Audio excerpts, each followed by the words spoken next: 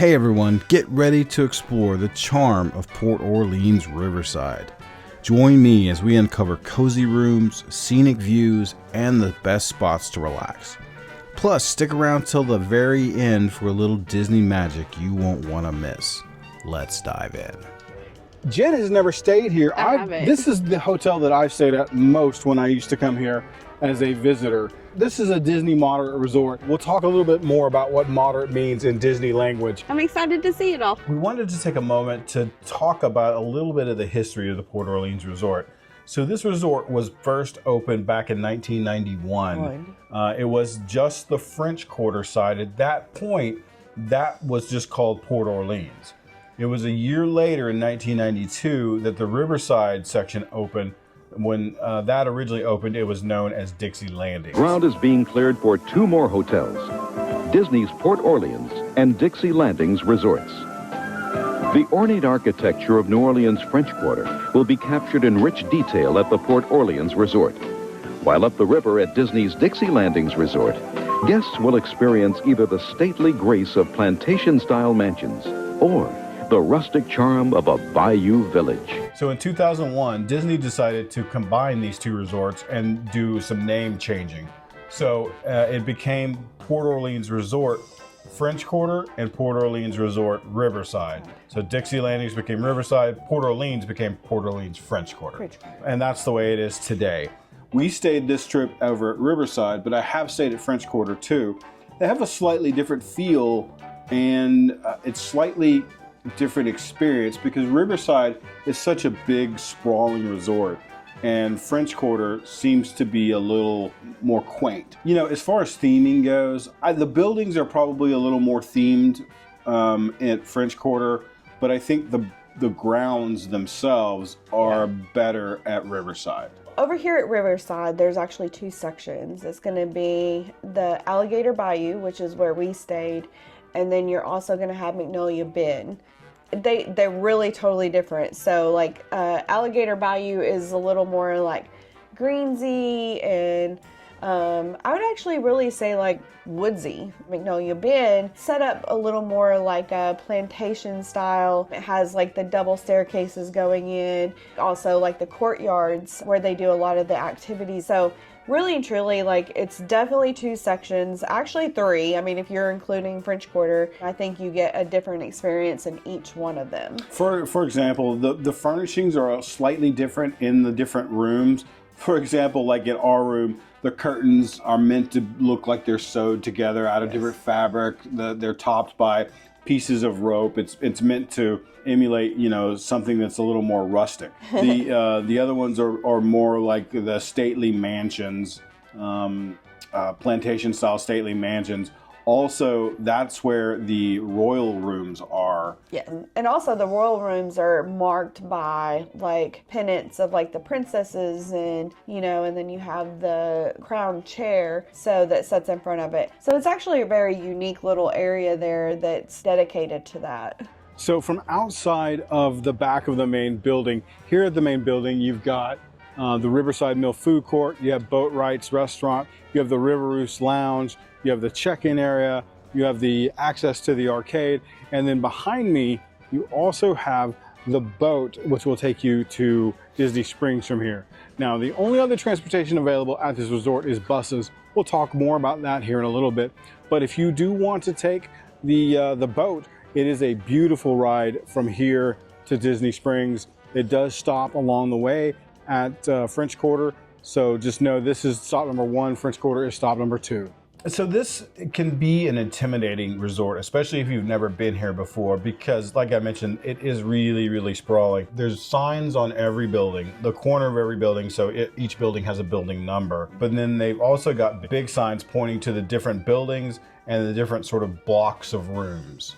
We also paid a little extra to be in a preferred room, and what that means is that you are a little bit closer to the resort's amenities. So for us, from our door to the food court is 5 minutes. And so you're going to pay a little extra, because if you are all the way on the other side of the resort, Right. you're talking about a 20-minute walk potentially. If you're going to have a refillable cup and you're a soda drinker and you're going to want to be close to where you can refill your soda cups, you might want to consider one of these rooms, because I don't remember exactly what it was, but like $15 more a day to have the preferred room. So if you have little ones and they want to spend some time in a pool, then this is definitely a good resort for that. So there are a total of 6 pools here. There are 5 quiet pools. Each section has a quiet pool. And then there's one main pool on, it's called Old Man Island, which is actually an island sort of in the very center of the resort. You can get to that from bridges from different areas around the resort to that island. There's the pool bar, that's where they have the campfire. So a lot of the different resorts have a campfire program. We did one at Fort Wilderness recently, but Jen is not doing s'mores tonight. She is just doing the marshmallow. So they give you a stick and 6 marshmallows for free. free.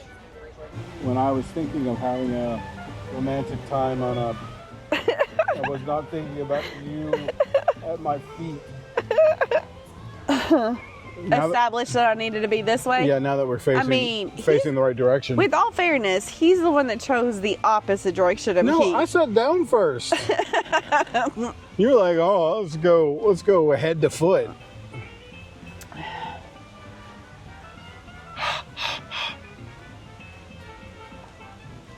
It smells like burnt marshmallow.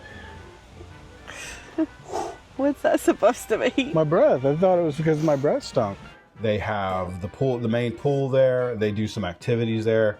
So that main pool is probably what's going to be the most attractive. It has a slide, but the quiet pools are nice. These are not small quiet pools. Some of these are huge. So if you have little ones that can play quietly, you can have them over there into that area. If not, then the main pool is going to be where you need to go. I think as we walked around the resort, we saw a lot of people just kind of enjoying their day, lounging out by the pool, reading books. So anywhere you have a pool, you have laundry as well, laundry service. So that means that, when you don't have to pack as many clothes, or, you can do your laundry before you go home and then not have to do it whenever you get there. If you got a large family, those may be something you definitely want to check into. So let's talk about transportation for a second. Like I mentioned earlier, transportation at this resort is a little hard to understand if you've never stayed at a multi-stop Disney resort. So if you consider Port Orleans as one resort, there's going to be a total of 5 different bus stops and 2 different boat locations. So Riverside itself has 4 bus stops. They're designated by directions. So you have north, south, east, and west. South is at the main building, and the other 3 are spread throughout the resort. Now, French Quarter has its own bus stop, but it's not included. So most parks will only go to either Riverside or to French Quarter. The exception to that rule is Disney Springs. Disney Springs comes and drops off at French Quarter, does all of Riverside, then goes back to French Quarter before heading back to Disney Springs. It also acts as the internal bus line for the entire 2 resorts. So when you check in, whether you check in person or you check in on the app, you can go in and look at the map. I would highly suggest figuring out what the closest bus stop to you is and how to get there. There is a body of water. It's called the Sassagoula River. This is a completely man-made canal that Disney built when they were building all of these resorts. It connects Port Orleans to Saratoga Springs, Old Key West, and then filters into the lake there at Disney Springs. From here, you have alternate transportation to Disney Springs. The buses are available, but you can also take the boat. I mean, that was a really nice boat ride. So, if you don't want to take a bus, take the boat over to the French Quarter. Take it to Disney Springs. It's a lot less stressful way, especially during peak times, than piling into a bus.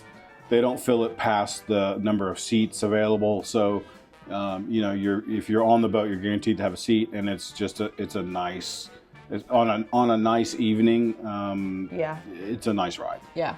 I actually really enjoyed that part. So we've already touched on the fact that Port Orleans is a Disney moderate resort. So it falls squarely in the center of their resort structure. This means that it has more amenities than a value, but maybe not quite as many as a deluxe. So this one has one sit-down restaurant between the two sides. French Quarter doesn't have a sit-down restaurant. Riverside does. It's Boatwright's. They each have a food hall where you can choose different stations and they have different cuisines. I mean, those are pretty standard throughout Disney. These have a few selections that you obviously wouldn't find in other places. You know, I had gumbo for dinner last night. The night before over at Boatwright's, I had shrimp and grits, but they also have shrimp and grits at the food hall here. Yep. So there's a couple of different options available here, but you could also get your standard hamburger and pizza. I actually had a burger last night for dinner, and it definitely wasn't standard.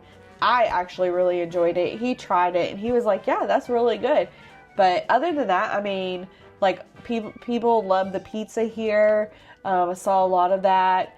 You know, we didn't have any of that, but I mean, even a late night sweet tooth, you know, we hit that up first thing, you know, when we got here. Yeah, also there is Scat Cats over at French Quarter, Yep. which also is where you will get those Mickey beignets. There is a bar and lounge called Scat Cats at French Quarter that has a live band doing jazz music and a bar. And then over at Riverside, they have the River Roost Bar, which is where you will see Yeehaw Bob. So they have different activities. We did see the mosaics, and we also saw the tie-dye t-shirts beside the pool. So definitely check the activities for your week that you're going to be here, because they only do them on certain days. Right. So one of the things that you can do here at this resort is rent a Surrey bike for 2 or for 4. You can take it on the main path around the resort. You can also take it from Riverside over to French Quarter. Yeah, so if you want to see the resort and you don't necessarily want to walk it, you can take a bike. Now, I'm not going to say it's easier. It's not easier. It's still a workout. Yeah, there's a lot of hills here you might not necessarily notice until you get on a bike. But this is a thing that you can do. I think it said it was $25 for half an hour. And I know you can do this at several different resorts, but this is one where it really actually sort of makes sense because it's a nice big long wide path along the river. All aboard. So let's talk about the shops. So there are 2 stores here, one at French and one at Riverside. They're your kind of standard Disney resort retail locations. They have some resort specific merchandise. Mm-hmm. They have some seasonal merchandise.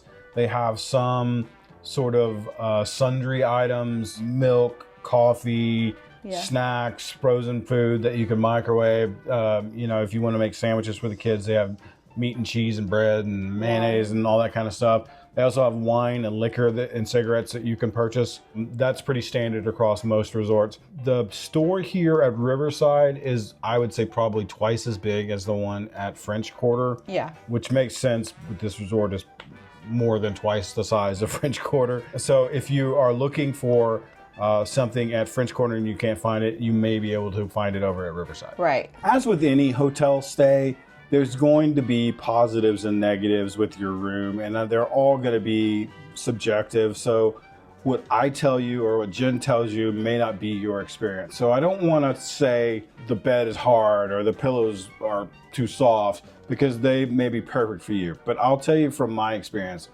this is the standard Disney room. I'll put up here what the square footage of this room is. They're small. They're not big. This is a 5th sleeper, meaning that it has 2 double beds, is a pull-down 5th bed. They also have king bedrooms. There weren't any available for us, so we got the two beds. I thought the bed was fine. I thought the pillows were fine. We're on an end unit, so we only had one neighbor to one side, and then we had a neighbor above us.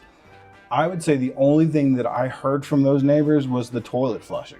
Yeah, I will say though, first thing in the morning you do get footsteps because they're getting ready to go out to the park, and whatnot. The one thing that I really appreciate more than anything, and this seems like such a small thing, is that this room has a ceiling fan. Oh, I know. Also, the air conditioning in this room is really loud. It is loud. So yes. Jen and I, in our normal lives, have a box fan in our bedroom because we like the white noise. Here, the air conditioning unit takes the place of that because it's so loud. And that may be off-putting to some people, but for us, it's perfect. The bed was a little too hard for me, but he says I sleep like a princess, so so it's probably perfect for most people. I actually enjoyed my pillows. I slept well with them. Other than that, I mean, like, they have the perfect amount of bedding on the bed. It's not too heavy, it's not too bulky, but it keeps you warm enough even if you want to sleep with the temperature at 70. My rating for this room out of 5, I'd give it 3.5. Yeah, I would do 3.5. I mean, this is not a stay at the Four Seasons, but this is, way better than some hotel rooms I've been in.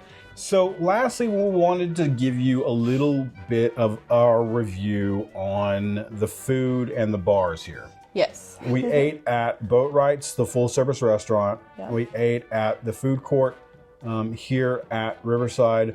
And we had a little bit of food and some drinks last night at River Roost. Yes. So let's talk about Boatwright's first, because that was the first restaurant we ate at. So Boatwright's over the years has been known as not one of the greatest restaurants here at Disney. It's maintained that reputation because at some points the food has been terrible, and then the rest of the time I think the food has just kind of been okay. Yeah. I would say that based on what I had there, it was just okay. Yeah, I mean, I liked my French onion soup. I liked my fried okra. I mean, I didn't get like a full dish or anything. I also had the French onion soup. I did think it was good. Yeah. I had the shrimp and grits, which I just thought was just fair. The ambiance in the restaurant is based on sort of a shipbuilding thing. It's pretty sparse. It's not very interesting. So I would say this. If you're at your resort and you don't want to leave and you don't want to eat in the food court, okay, fine. If you have a choice, there are way better options. Yes. You can take the boat to Disney Springs from here and have way, way better options. Right. But let's talk about the food court because we did eat there last night. I had the gumbo, and I'd had that gumbo at that food court before. I remembered it being better the first time. It wasn't quite as good last night, but I mean, in all honesty, I ate the entire bowl. It was fair. It was fair. It was okay. Yeah. The first night I got a cupcake there. Jen had a milkshake. The cupcake I thought was not great, but I enjoyed my milkshake. we have had breakfast there. That breakfast wasn't great, but it's what you would expect, I guess. So the next thing that we ate was Scat Cats and had the Mickey beignets. Yeah, we did. So the Mickey beignets are known to be something that you just get. So I think that we both felt the same way about the beignets. They were okay. They just weren't great. They, to me, seemed a little too bready. Like it almost felt like They were dense. I was eating like white bread that was covered in powdered sugar. Yeah. I was not a huge fan. Beignets to us are light and fluffy. It was still good. And then lastly, we want to talk about, and maybe this is the hidden gem. And I can't quite say that yet because we only had one item. But we went to the River Roost Lounge. Now, if you know anything about this resort or you know anything about its history, one of the staples of this resort is an entertainer. His name is Yeehaw Bob. His name is Bob Jackson. He's been playing a version of the same show at this resort 5 days a week for many, many years. Bob is loved by everyone. He puts on a great show. The River Roost Lounge has a separate food menu. They do. They have like 5 or 6 items on there. Now, we only ate one of the items. It was a charcuterie board. Yes. And we are fans of that. And so we enjoyed it. Yeah. And there was a lot on there too. Yeah. But they had 4 other items. And I saw most of them come out. And I kept mentioning how good they looked. Yeah. Like the wings with fries, the nachos. With andouille sausage on it. Yeah, they had like fried pimento cheese balls and like there was, like I said, there was a lot of food that came out of that kitchen that I was like, dang, I wish I wouldn't have just eaten that burger and fries. Right, yeah. So I think if I'd known that earlier, I would have skipped skip dinner in the food court, and I would have gone there for dinner because we sat there for a couple of hours waiting to see Bob play, which I would highly recommend that you do. Yeah. On the nights that I think he's dark on Mondays and Tuesdays. Yeah. But if he plays 8:30 to 11:45, I believe they said, and I would definitely go and catch at least part of that show because it really is a good time. It was definitely entertaining, for sure. It's interactive as well, so make sure that you're ready to get up and, do the hokey pokey or whatever it might be. But definitely make sure that you get there early. I would say probably an hour and a half would be a good timing for getting there early. I would say that overall, I enjoy this resort. If you are prepared to spend a little bit more than that value resort price and you like the theming and some of the extra amenities, this is definitely a great resort to stay at. If this is your first time with us here at Lost in a Wonderland, we certainly appreciate you watching. We would definitely appreciate a like and a subscribe if you liked what you saw or you learned anything new. Jen and I really love bringing all this content to you. We do this because we love it. We film it because we want to be able to share it with you. Thank you for coming along with us. If never lost, then never found. So go get lost. Let's go!